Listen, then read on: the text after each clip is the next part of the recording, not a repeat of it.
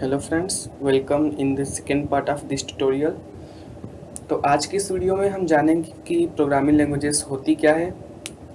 तो ये हमारे बुक में तो ऐसे नहीं है क्लास 10th में, लेकिन अगर आप जावा सीख रहे हो तो इससे पहले आपको ये जानना ज़रूरी है कि आखिर जावा होता क्या है। तो इस वीडियो में हम यही देखेंगे कि जावा होता क्या है, यानी कि प्रोग्रामिंग लैंग्वेजेस क्या होती है। उसके बाद हम बुक के सिलेबस को कवर करेंगे, लेकिन सिलेबस को जानने से पहले कुछ चीज़ें और जाननी ज़रूरी होती है, जैसे कि ग्लूजे क्या होती है, आईडीई क्या होती है, जेडीके क्या होता है। तो ये सब चीज़ें हम अगले 2-3 वीडियो में पूरा कवर कर लेंगे, जिसके बाद से हम अपने सिलेबस पे आएंगे। तो चलिए इस वीडियो को स्टार्ट करते हैं। तो सबसे पहले मैं आपको बताता हूँ व्हाट आर प्रोग्रामिंग लैंग्वेजेस।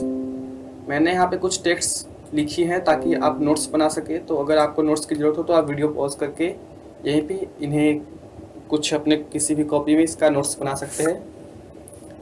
तो चलिए पहले इसको पढ़ लेते हैं। In order to interact with each other we should know a common language.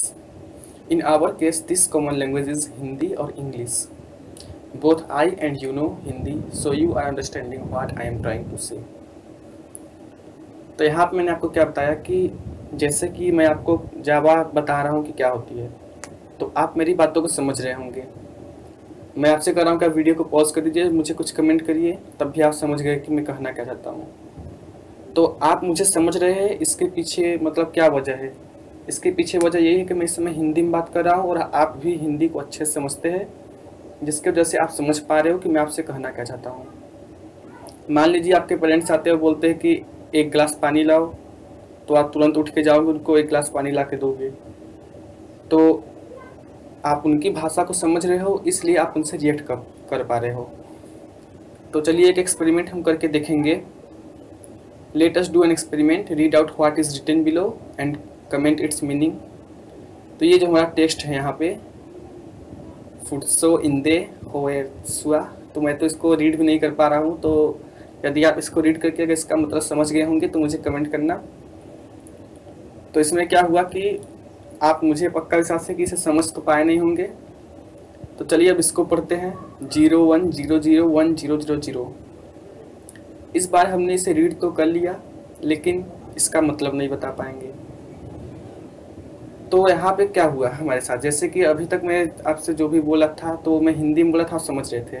लेकिन ये जो यहाँ पे दो चीज़ें हैं, ये जो मैंने यहाँ लिखी है और ये दूसरी चीज़ जो मैंने डिजिट्स लिखी है, आप पहले को तो पढ़ भी नहीं पा रहे होगे, दूसरे को पढ़ भी ले रहे होगे, तो इसका आप मीनिंग नहीं बता पा रहे होंगे। आपको लगेगा कि एक नंबर लिखा है, पर ऐसा नहीं है।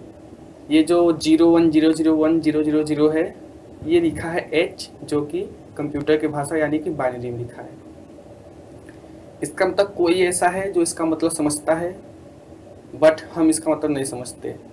और जो इसका मतलब समझता है वो कौन है? कंप्यूटर।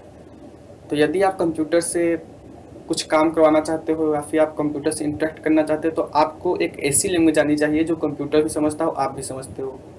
पर ऐसा नहीं हो सकता। क्यों? क्योंकि कंप्यूटर जो होता है केवल बाइनरी लैंग्वेज समझता है। बाइनरी में क्या होता है कि केवल दो चीज़ें होती है, एक 0 और एक 1। हमारे लैंग्वेज में क्या होता है कि अगर आप इंग्लिश सीख रहे हो तो वहाँ पे ABCD ऐसे जेड तक 26 होती है, और यदि आप हिंदी सीखो तो क ख ग आ ई ये सब चीज़ें होती है। लेकिन बाइनरी में क्या होती है? केवल दो चीज़ होती है।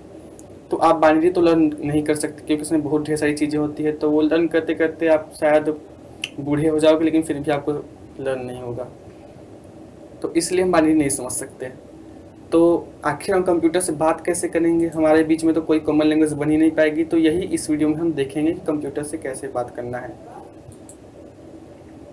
तो इस वीडियो में हम क्या क्या सीखेंगे वो मैं आपको यहाँ बता रहा हूँ। What are MLL and HLL। और दूसरी चीज़ जो हम सीखेंगे वो है व्हाट आर प्रोग्रामिंग लैंग्वेजेस।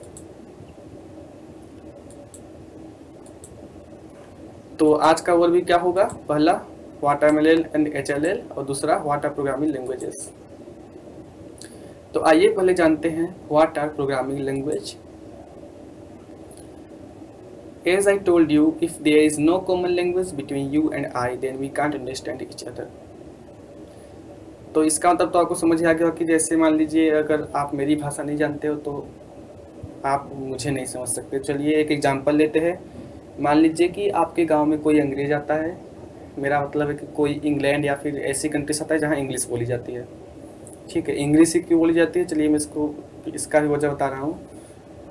तो मान लीजिए वो आपके गांव में आता है और उसको कोई हेल्प चाहिए। मान लीजिए उस गांव में कोई भी पढ़ा लिखा नहीं है, बस आप ही पढ़े लिखे हो। वो आता है, बहुत प्यासा है और उसको पानी चाहिए। तो वो गांव में आके बोलेगा can you give me water, तो उसका कोई मतलब तो समझेगा नहीं। लेकिन यदि आप वहाँ पे जाते हो और उसको सुनते हो तो आप तुरंत उसे पानी ला के दोगे। तो ऐसा आपने क्यों किया? बाकी सब मतलब वहाँ पे पूरे गांव वाले थे, उसको किसी ने पानी नहीं दिया, लेकिन आपने उसको पानी ला कर दिया। क्यों? क्योंकि आप कहीं ना कहीं उसकी भाषा को समझ गए कि वो कहना क्या चाहता है। तो वहाँ पे जो कॉमन लैंग्वेज था उस फॉरेनर के लिए वो था इंग्लिश, जो कि विलेज के बाकी सब लोगों द्वारा अंडरस्टैंडेबल नहीं था।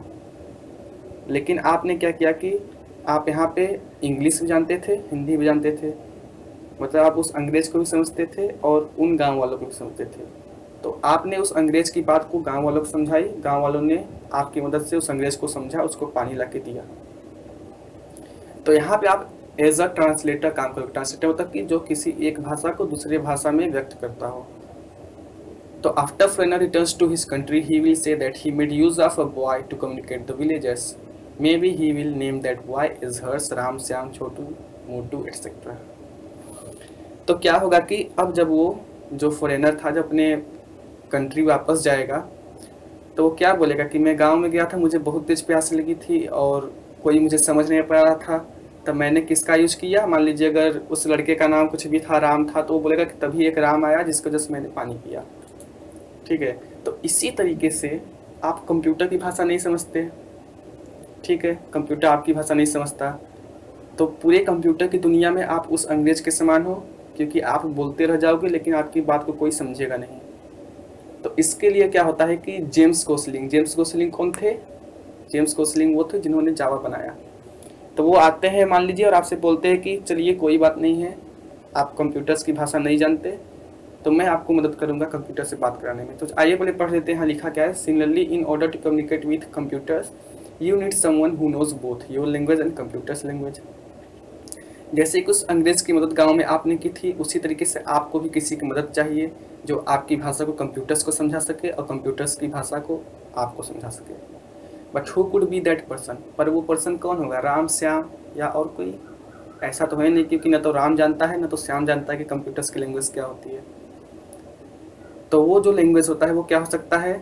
जावा हो सकता है, पाइथन हो सकता है, सी हो सकता है, रूबी, बेसिक, बहुत सी लैंग्वेज है जो कि वो भाषा हो सकती है जो कंप्यूटर समझ सके।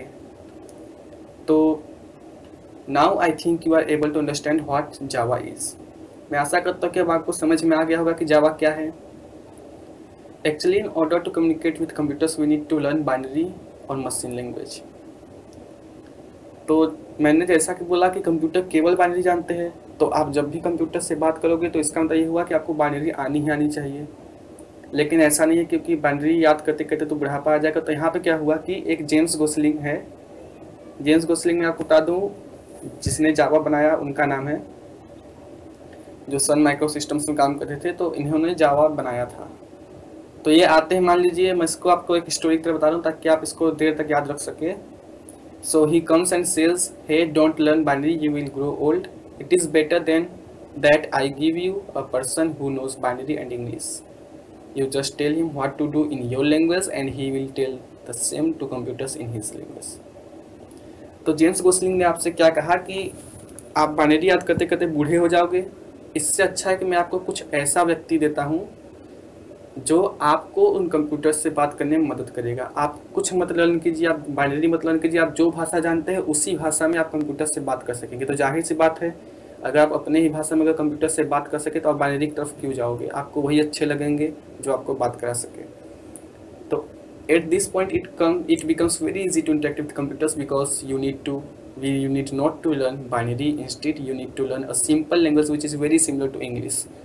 तो क्या हुआ कि जेम्स गोसलिंग ने क्या किया, एक जावा नाम का प्रोग्रामिंग लैंग्वेज बना दिया जो कि इंग्लिश भी जानता है और कंप्यूटर्स की लैंग्वेज को भी जानता है। तो आप जो भी इंग्लिश में उसके अंदर लिखेंगे वो उस चीज़ को कंप्यूटर को बताएगा, फिर कंप्यूटर जो रिटर्न में लिखता है वो उस चीज़ को आपको बताएगा। तो यहाँ पे जो जावा है एज अ ट्रांसलेटर काम करता है। So any language that enables humans to interact with computers is called a programming language. तो ऐसी कोई भी भाषा जो ह्यूमंस को मशीन से या फिर कंप्यूटर से बात करा सके उसे हम क्या बोलेंगे, प्रोग्रामिंग लैंग्वेज। अब देखते हैं what are MLL and HLL। तो यहाँ मैंने आपसे बोला कि जावा जो है हमारी लैंग्वेज को कन्वर्ट करेगा कंप्यूटर्स की लैंग्वेज में और हमारे बीच में कम्युनिकेशन बनाने में मदद करेगा। लेकिन यहाँ पे आप ये मत समझ लीजिएगा कि जो इंग्लिश है वो जावा है। मेरा मतलब है कि जावा इंग्लिश लैंग्वेज के जैसा ही है। देखिए, जावा और इंग्लिश में बहुत से अंतर होते हैं। जावा में इंग्लिश के वर्ड्स जरूर यूज होते हैं, जैसे इफ़ हो गया, इल्स हो गया, क्लास हो गया, ऑब्जेक्ट हो गया, तो ये सब वर्ड्स तो इंग्लिश के हैं। लेकिन ये जो लैंग्वेज है जावा, इंग्लिश के वर्ड्स को यूज करके बना है, इंग्लिश से नहीं। ठीक है, जैसे इंग्लिश में क्या क्या होते हैं, इंग्लिश में होते हैं बहुत चीज़ें, जैसे नाउन, प्रोनाउन, वर्ब, एडवर्ब। जावा में ये सब चीज़ें नहीं होती। जावा में क्या होती है, conditional statement, variables, separator, operator, ये सब मैं आपको बताऊंगा आगे, तभी आप इससे कन्फ्यूज मत होना।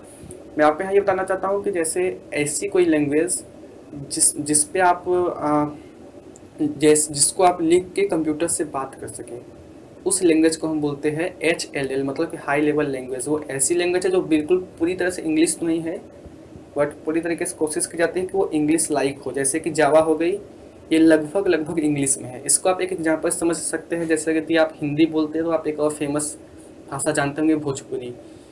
तो आप जानते हो कि भोजपुरी जो है हिंदी से ही बना है, लेकिन क्या भोजपुरी हिंदी है? नहीं। उसी तरीके से जावा और इंग्लिश है। जावा इंग्लिश लाइक है, मतलब कि इंग्लिश का यूज करके ही जावा बना है। मतलब जावा में जितने भी आप प्रोग्राम्स लिखोगे वो लगभग इंग्लिश का वर्ड यूज करके ही लिखोगे। लेकिन इसका तो ये नहीं है कि जावा इंग्लिश हो गया। तो ऐसे इंस्ट्रक्शंस जो आप जावा के रूल्स को फॉलो करते हुए या फिर जावा की लैंग्वेज में लिखोगे, उसको हम बोलते हैं HLL। एक्चुअली HLL उसे बोलते हैं, मतलब जैसे मान लीजिए आप कोई प्रोग्राम लिखिए, तो उन प्रोग्राम को जब तक आप रीड कर सकते हो, तक कि जब तक वो इस फॉर्म में कि आप उसे रीड कर सको, तब तक उसे HLL बोलते हैं। HLL का मतलब होता है हाई लेवल लैंग्वेज। और जावा क्या करेगा कि इस HLL, मतलब कि जो आप समझ सके, उसको कन्वर्ट कर देता है मशीन की लैंग्वेज में। मशीन की लैंग्वेज मैंने आपको पहले बताया है 0 और 1 यानी कि बाइनरी होता है। तो ये जब बाइनरी में कन्वर्ट हो चुका है, उसके बाद उसको बोलेंगे MLL, मतलब कि मशीन लेवल लैंग्वेज। तो मशीन लेवल लैंग्वेज को क्या होता है कि आप नहीं समझ सकते, और जो HLL होता है उसको आप समझ सकते हो। तो आप इसको ऐसे भी याद कर सकते हो कि ऐसी, मतलब कि किसी भी प्रोग्राम का ऐसा फॉर्म जो ह्यूमन्स द्वारा पढ़ा जा सके उसको HLL, और जो ह्यूमन्स द्वारा न पढ़ा जा सके, केवल मशीन द्वारा पढ़ा जा सके, उसको MLL। MLL का मतलब आप यहाँ बाइनरी बोल सकते हो, क्योंकि बाइनरी को ही मशीन समझता है। सो थैंक्स फॉर वॉचिंग, और मैं आशा करता हूँ कि आपको ये समझ में आया होगा कि प्रोग्रामिंग लैंग्वेजेस क्या होती है।